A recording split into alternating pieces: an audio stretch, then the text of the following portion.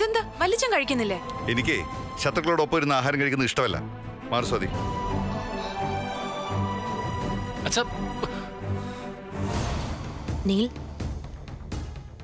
Neil ഇപ്പൊ ഇവിടുന്ന് എഴുന്നേറ്റ് പോയാ സ്വാതിയോട് ഞാൻ ആ രഹസ്യം ഇപ്പൊ തന്നെ പറയും. നോക്കി നിൽക്കാതെ വേദയ്ക്ക് ചോറ് വിളമ്പ് സ്വാതി. വേണ്ട ഗൗരി, എനിക്ക് സ്വയം എടുത്ത് കഴിക്കുന്നതാ ശീലം. വേണ്ടടി,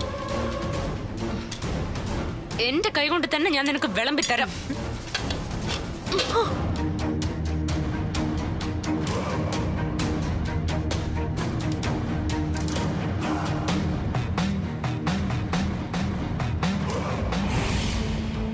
എന്താ ഇത് മതിയോ? കഴിക്കടി. സ്വാതി, എന്താ നീ കാണിക്കുന്നേ? നീലേ, കണ്ടില്ലേ ഇവളുടെ അഹങ്കാരം? അഹങ്കാരികളോടെ എനിക്ക് ഇങ്ങനെ പെരുമാറാനേ കഴിയൂ. ഇത് മുഴുവൻ കഴിച്ചു തീർത്തിട്ടേ നീ ഇവിടെ എഴുന്നേക്കാവൂ. സ്വാതി,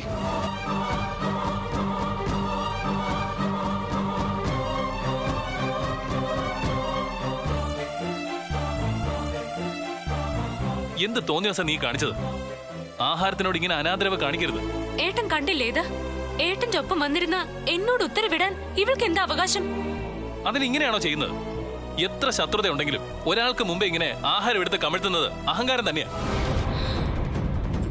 ഏട്ടാ മതി.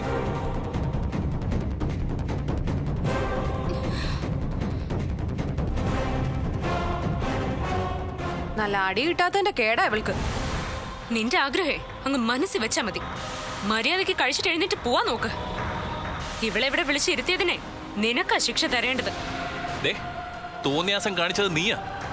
അറിഞ്ഞുകൊണ്ട് ആഹാരത്തിനോട് അഹങ്കാരം കാണിക്കുന്നത് ഒരു തരത്തിലും ശരിയായ നടപടിയല്ല. മനസ്സിലായോ?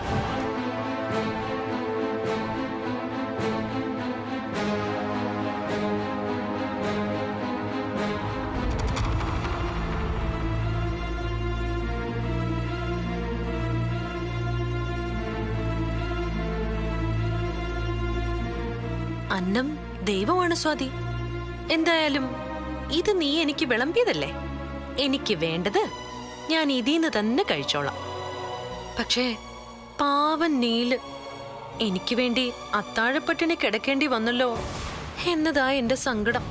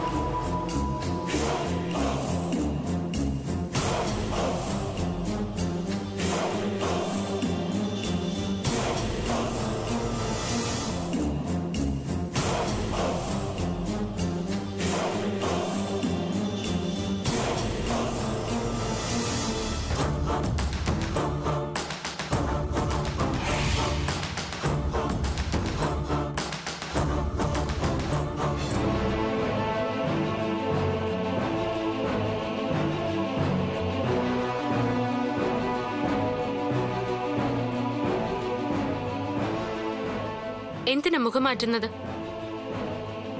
ഞാൻ ഏട്ടനോട് എന്തെങ്കിലും തെറ്റ് ചെയ്തിട്ടുണ്ടോ?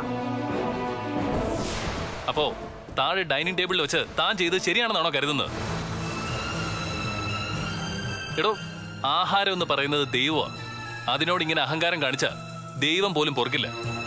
ഞാൻ ചെയ്തത് തെറ്റ് തന്നെയാ. വിശക്കുന്നവന്റെ മുന്നിൽ ദൈവത്തിന് പോലും ആഹാരത്തിന്റെ രൂപത്തിലേ വരാൻ പറ്റുമെന്നൊക്കെ മുതിർന്നവര് പറഞ്ഞ് ഞാനും കേട്ടിട്ടുണ്ട്. പക്ഷേ അവൾ ഏട്ടന്റെ ഒപ്പം എന്റെ സ്ഥാനത്ത് കയറിയിരുന്ന് ആജ്ഞാപിക്കാൻ തുടങ്ങിയ ഞാൻ പിന്നെ എന്ത് ചെയ്യണം? പ്രതികരിക്കാതെ വായും പൂട്ടിയിരിക്കണം. അതിനെ ഈ സ്വാതി കിട്ടില്ല. എന്റെ ഈ ശരീരത്തിന്റെ വലിപ്പവും ശക്തിയും എന്റെ മനസ്സിനും ഈശ്വരൻ തന്നിട്ടുണ്ട് എന്നുവെച്ച് അത്ര വലിയ മഹാമനസ്കതയൊന്നും എന്നിൽ നിന്നും പ്രതീക്ഷിക്കണ്ട. ചിലത് കണ്ട ഞാൻ വല്ലണ്ടെങ്കിൽ പ്രതികരിച്ചു പോവും. എടോ, താൻ എന്തൊക്കെ ന്യായം പറഞ്ഞാലും ഇപ്പൊ ചെയ്തത് തെറ്റ് തന്നെയാ. സമ്മതിച്ചു, തെറ്റ് തന്നെയാണ്. അതിനെന്നെ ശിക്ഷിക്കണമെങ്കിൽ ദേ 2 കൈയും കെട്ടി ഞാൻ നിന്ന് തരാം. ഇനി എന്നെ ഏട്ടനെ എത്ര വേണമെങ്കിലും തല്ലാം. ഞാൻ 2 കൈയും കെട്ടി നിന്ന് കൊണ്ടോളാം. പക്ഷെ എന്റെ ഒരു ചോദ്യത്തിന് ഏട്ടൻ ഉത്തരം പറയണം. ചോദ്യോ? എന്ത് ചോദ്യം? ഏട്ടൻ എന്തിനാ അവളെ ഇങ്ങനെ ഭയക്കുന്നത്? ആ വേദേ ഇത്രയ്ക്ക് സോഫ്റ്റ് ആയിട്ട് ഏട്ടൻ അവളോട് പെരുമാറുന്നതിന് പിന്നിലുള്ള രഹസ്യം എന്താ? അതോ പഴയ കാമുകി തിരിച്ചു വന്നതിൽ ഏട്ടന്റെ മനസ്സിൽ സന്തോഷം തോന്നുന്നുണ്ടോ? സ്വാതി, താൻ വെറുതെ അനാവശ്യം പറയരുത്. ഞാൻ അവളോട് ഒരു മമതയും കാണിച്ചിട്ടില്ല. താൻ എന്നെ അതിന്റെ പേരിൽ വെറുതെ സംശയിക്കരുത്. ഞാൻ സംശയിച്ചതിൽ എന്താ തെറ്റ്? ഏട്ടന്റെ അടുത്ത് അവള് വന്നിരുന്നപ്പോ തന്നെ എന്തുകൊണ്ട് ഏട്ടൻ അവളെ തടഞ്ഞില്ല? അല്ലെങ്കിൽ അപ്പൊ തന്നെ ഏട്ടൻ അവിടെ നിന്ന് എഴുന്നേറ്റ് പോവായിരുന്നില്ലേ? സ്വാതി, മതി, നിർത്ത്. താനെന്താ എന്നെ ചോദ്യം ചെയ്യണോ? ആരുടെ മുന്നിലായാലും ഏത് അവസരത്തിലായാലും ആഹാരത്തിനോട് അനാദരവ് കാണിക്കുന്നത് എനിക്കിഷ്ടമല്ല. ഒരിറ്റ് ആഹാരം കഴിക്കാൻ വകയില്ലാതെ കുഞ്ഞുങ്ങൾ പട്ടിണി കിടന്ന് മടുത്ത് മണ്ണ് വാരി തിന്നതും താൻ ചോറ് കമഴ്ത്തി അഹങ്കാരം കാണിച്ചതും ഒരേ സിറ്റിയില്. രണ്ടും തമ്മില് അധികം ദൂരമൊന്നുമില്ല. അത് തന്നെ ഒരിക്കലും മറക്കരുത്. ഏട്ടൻ എന്തിനാ അവൾക്ക് വേണ്ടി ഇങ്ങനെ സംസാരിക്കുന്നത്? ഞാൻ സംസാരിക്കുന്നതും പ്രവർത്തിക്കുന്നതും താൻ സങ്കടപ്പെടാതിരിക്കാൻ വേണ്ടി മാത്രമാണ്. അത് പറഞ്ഞ തനിക്കിപ്പോ ഒന്നും മനസ്സിലാക്കാൻ കഴിയില്ല. നമുക്കെന്തായാലും ഈ സംസാരം ഇവിടെ വെച്ച് നിർത്താം.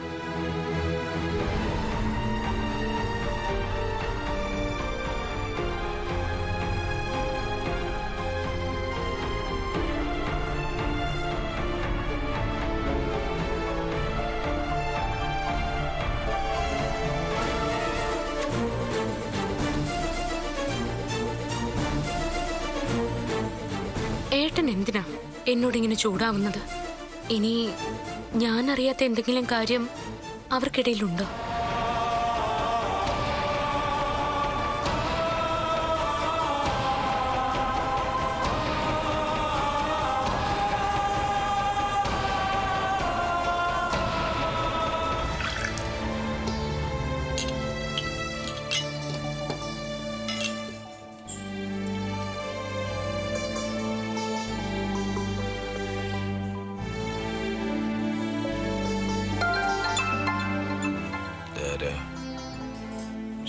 ഇവളെ കൊണ്ട് വലിയ ശല്യമായല്ലോ. വീട്ടിൽ സമാധാനം കിട്ടാഞ്ഞിട്ട് 2 മണിക്ക് ഇങ്ങോട്ട് പോന്നു. അപ്പൊ അതെ പിന്നെയും വിളിച്ചോണ്ടിരിക്കുന്നു. ശവം. ഇവളെയൊക്കെ പണ്ടേ ഡിവോഴ്സ് ചെയ്ത് കളയേണ്ട കാലം കഴിഞ്ഞു. അവിടെ കിടക്കണം. എടുത്തില്ലല്ലേ? എന്നാ പിന്നെ ഇന്ന് 2 അറിഞ്ഞിട്ടേ ഉള്ളൂ കാര്യം. ഫോൺ എടുക്കോ ഇല്ലെന്നൊന്ന് അറിയണല്ലോ. പിന്നെ എന്നോടല്ലേ കളി? എടി നിന്റെ അപ്പനല്ലേടി എന്റെ അപ്പൻ. അവിടെ കിടന്നടിക്കും.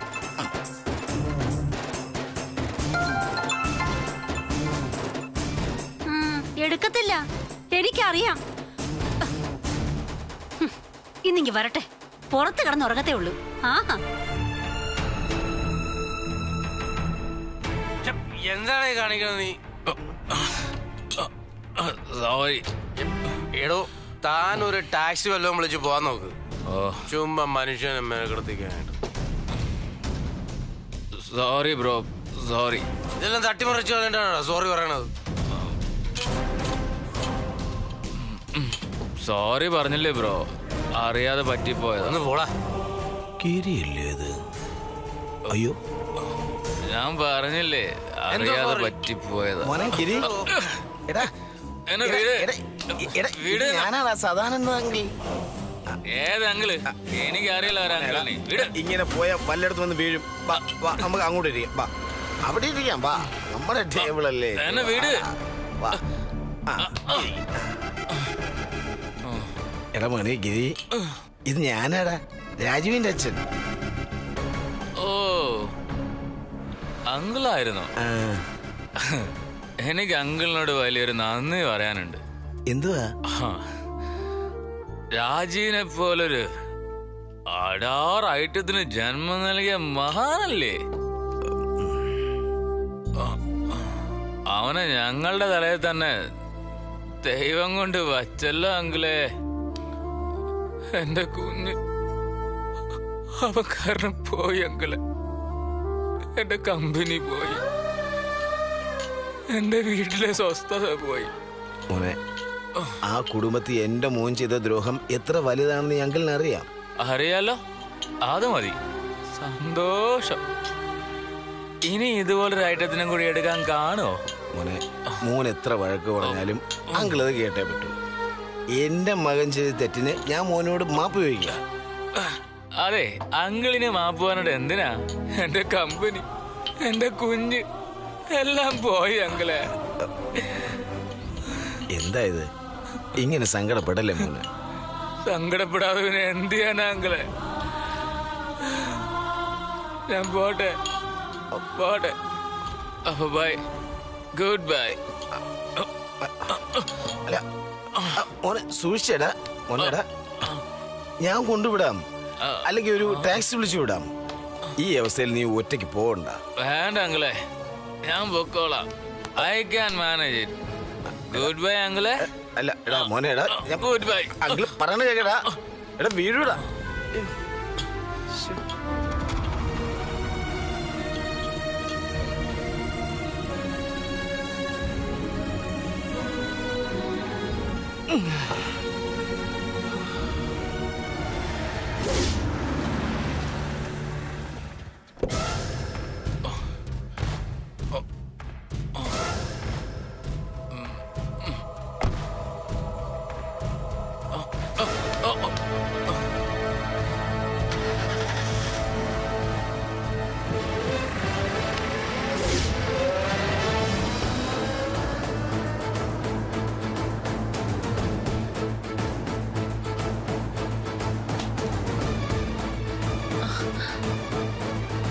ഗിരി, എന്താ ഇത്?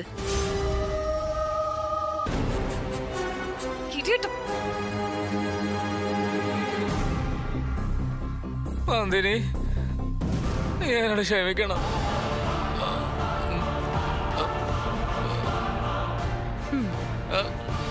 ഞാൻ കുറച്ച് ഓവറായി പോയി.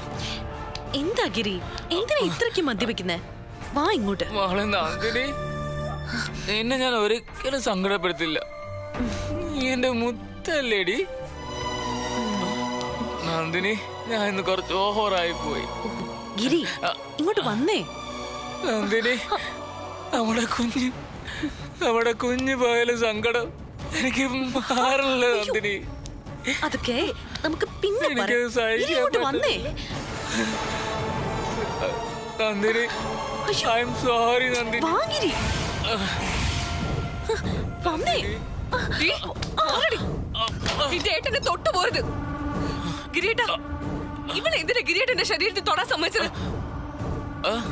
എന്റെ ഭർത്താവിനെ താങ്ങി പിടിക്കാൻ നിന്നോട് ആരാടി പറഞ്ഞ? എന്ത് അധികാരം നിനക്കുള്ളത്? നന്ദിനി, നീ ഇപ്പൊ ഇവിടെ എങ്ങനെ വന്നു? ഇതല്ലേ നന്ദിനി? ഇത് നന്ദിനി? ചേട്ടാ, ആകെ കൺഫ്യൂഷൻ ആയല്ലോ. സത്യത്തിൽ ഇത് ഏതാ ഒറിജിനൽ നന്ദിനി? ഒറിജിനലേ ഈ ഞാൻ തന്നെയാ. ഇങ്ങോട്ട് വന്നേ.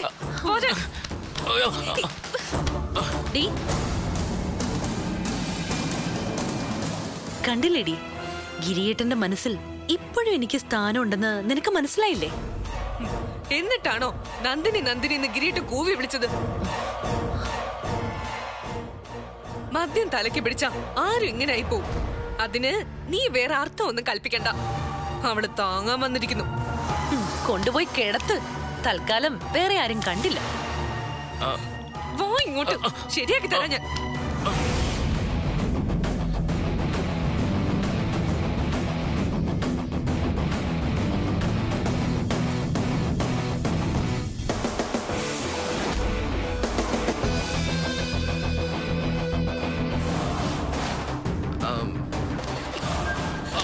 ഒന്ന് പതുക്കെ. ഗിരി, എന്താടാ ഇത്? കണ്ണു ഓടിച്ച് ബോധമില്ലാതെ വന്നിരിക്കേട്ടാ. എനിക്ക് കുഴപ്പമൊന്നുമില്ല. I am okay. അല്ല, നിനക്കെന്തെങ്കിലും കുഴപ്പമുണ്ടോ? എടാ, നീ വിറ്റാണോ? വീട് എന്തൊരു കോലവിടെ ഇത്? പഠിച്ച് ശരിയാക്കാ വേണ്ടത്. കുടിച്ചോണ്ട് വീട്ടിൽ കയറി വന്നിരിക്കുന്നു. എനിക്ക് സങ്കടമുണ്ട് നീലെ. എന്റെ വിഷമം ആർക്കും അറിയില്ല. എടാ, കള്ളു കുടിച്ചാൽ മാത്രമേ സങ്കടം ഇല്ലാതാവൂന്ന് നിന്നെ ആരാണ് പഠിപ്പിച്ചത്? സോറി, എന്റെ എല്ലാം പോയി. എനിക്കെല്ലാം നഷ്ടപ്പെട്ടു. എന്റെ സമ്പാദ്യമൊക്കെ പോയി, മനസമാധാനവും സന്തോഷവും ഒക്കെ പോയി. നന്ദിനി, ദേ നീ ഇവനെ കൊണ്ടേ കിടത്ത ചെല്ലേ നോക്കി വാ ഇങ്ങോട്ട്. പോ, പോ. പതുക്കെ. ശോ, വീട് പതുക്കെ. നന്ദിനി, ഗിരിയേട്ടാ, ഏട്ടാ അവന്റെ ഉള്ളിൽ നല്ല സങ്കടമുണ്ട്. എന്ന് വെച്ചാ ഇങ്ങനെ കുടിച്ച് ലെക്ക് കേട്ടാണോ നടക്കേണ്ടത്? എല്ലാത്തിനും ഒരു പരിധിയുണ്ട്. ഏട്ടാ, ഏട്ടൻ ഇങ്ങനെ ഗിരിയെ കുറ്റപ്പെടുത്തല്ലേ. വേദ എല്ലാത്തിനും കാരണം. അവളുടെ വരവ് നമ്മുടെ വീടിന്റെ അസ്ഥിവാരം തോണ്ടോന്നാ എന്റെ ഭയം. എല്ലാവരെയും തകർക്കാനുള്ള ബുദ്ധിയായിരിക്കും അവൾ ഇനി പ്രയോഗിക്കാൻ പോകുന്നത്. മോളെ, അവനോടെ അഗിരി. നന്ദിനി മുറിയിലേക്ക് കൊണ്ടുവരിക അച്ഛാ. ഞാൻ അവനൊന്ന് കാണട്ടെ. അച്ഛാ, അച്ഛൻ അവനെ വഴക്കൊന്നും പറയണ്ട. മനസ്സിലെ വിഷമം കൊണ്ട് കുടിച്ചതായിരിക്കും. ഈ ലോകത്ത് വിഷമമില്ലാത്ത ആരാ ഉള്ളേ? അവരെല്ലാം കുടിച്ച് നശിക്കുകയാണോ? ഇന്നത്തേക്ക് അച്ഛൻ ഇതങ്ങ് ക്ഷമിക്ക. മോള് വന്നേ, എന്താ അവന്റെ അവസ്ഥയെന്നൊന്ന് നോക്കാം.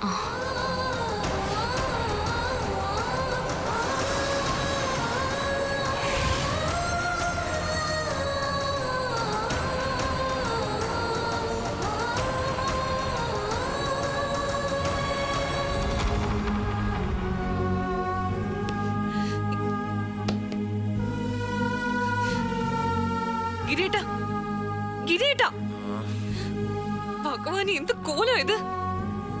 കള്ളു കുടിച്ച ബോധമല്ലാതെ അവളുടെ തോളിൽ പോയി തൂങ്ങിയേക്കുന്നു.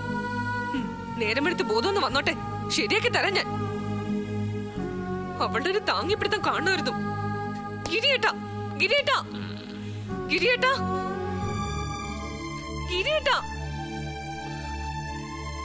ഗിരിയേട്ടാ, ഗിരിയേട്ടാ. നന്ദിനി, നീ നോക്ക് സ്വാതിയെടുത്തി, ഒരു തരി ബോധമില്ല. ഇത്രയ്ക്ക് ബോധം പോണെങ്കിൽ ഗിരീട്ടിന് എത്രമാത്രം കുടിച്ചു കാണും. മോളെ, അവന്റെ ഉള്ളില് അത്രയ്ക്ക് സങ്കടമുണ്ട്. അവന് ജീവനായിരുന്നു നമ്മുടെ കമ്പനി, അത് നഷ്ടപ്പെട്ടു. അതിനു പുറമെ അവൾ ഈ വീടിനകത്ത് കയറിപ്പറ്റിയതോടെ വല്ലാത്തൊരു മാനസികാവസ്ഥയിലാവൻ. അതാ കാര്യം. നേരത്തെ ഒരിക്കൽ പോലും ഗിരി മദ്യപിക്കുന്നത് ഞാൻ കണ്ടിട്ടില്ല. നേരം വെളുക്കട്ടെ, നമുക്ക് അവനെ പറഞ്ഞ് മനസ്സിലാക്കാം. മോളെ, ബോധം വരുമ്പോ നീ അവനെ കുറ്റപ്പെടുത്താൻ നിൽക്കണ്ട. നീ വേണം അവനെ ആശ്വസിപ്പിക്കാൻ. പാവം, ഉള്ളിൽ നീട്ടിൽ സഹിക്കാൻ പറ്റിയിട്ടുണ്ടാവില്ല. മോളെ, നീ കുറച്ച് സമയം ഇവിടെ നിൽക്ക്.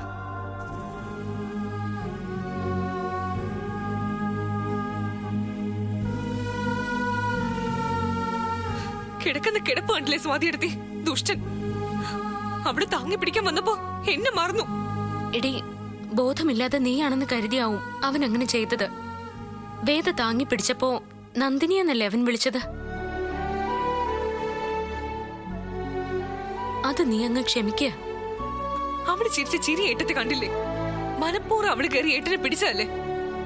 എന്റെ ഭർത്താവിനെ താങ്ങി പിടിക്കാൻ അവൾ ആരാ?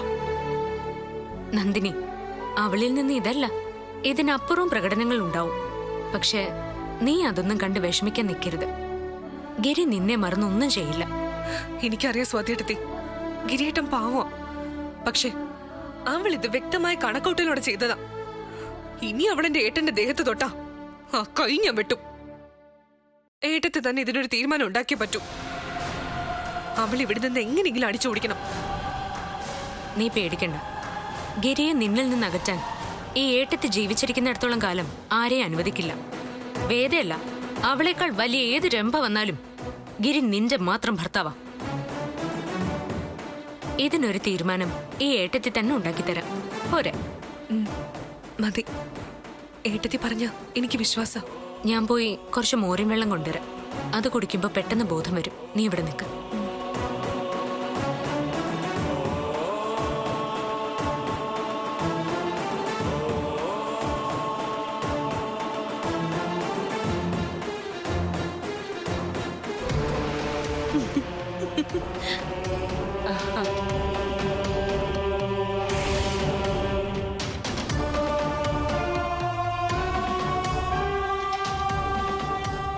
ഇപ്പൊ എങ്ങനെയുണ്ടടി? ഗിരിയുടെ കോലം നീ കണ്ടില്ലേ? ഇതൊരു തുടക്കം മാത്രമേ ആയിട്ടുള്ളൂ. നീ എന്നെ നിന്റെ ബെഡ്റൂമിൽ നിന്ന് ഇറക്കി വിട്ടു. പക്ഷെ ഇപ്പോ ഞാൻ ജയിച്ചു തുടങ്ങി. ഇനി ഈ വീട്ടിൽ വേദയുടെ കാലമാണ്. ഡി, ഈ വീട്ടിലെ സമാധാനം ഇല്ലാതാക്കി നീ നേടുന്നതൊന്നും വിജയമല്ലെന്ന് കാലം നിനക്ക് തെളിയിച്ചു തരും. എന്റെ ബെഡ്റൂമിൽ നിന്ന് മാത്രല്ല, ഈ വീട്ടിൽ നിന്ന് തന്നെ നിന്നെ ഞാൻ അടിച്ചിറക്കി വിടും. സ്വാതി, നീ ഈ പറഞ്ഞ ബെഡ്റൂം ഉണ്ടല്ലോ, അതിനെക്കുറിച്ച് നിന്നെക്കാളും മുൻപേ ഒരുപാട് സ്വപ്നം കണ്ടവരാ ഞാനും നീലും. ആ മുറിയെക്കുറിച്ച് മാത്രമല്ല, ഞങ്ങൾക്കുണ്ടാവുന്ന കുട്ടികളെക്കുറിച്ചും ഞങ്ങൾ ഒരുപാട് സ്വപ്നം കണ്ടിരുന്നു. നീലിന് ഒരാൺകുട്ടി വേണമെന്നായിരുന്നു ആഗ്രഹം. അതിനെക്കുറിച്ചൊന്നോർത്ത് നീ ഇനി വേവലാതിപ്പെടണ്ട.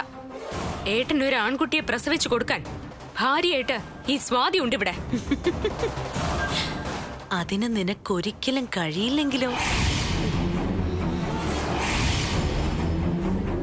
ഒരു കുഞ്ഞിനെ ഗർഭം ധരിക്കാനോ പ്രസവിക്കാനോ നിനക്ക് ഈ ജന്മം കഴിയില്ല.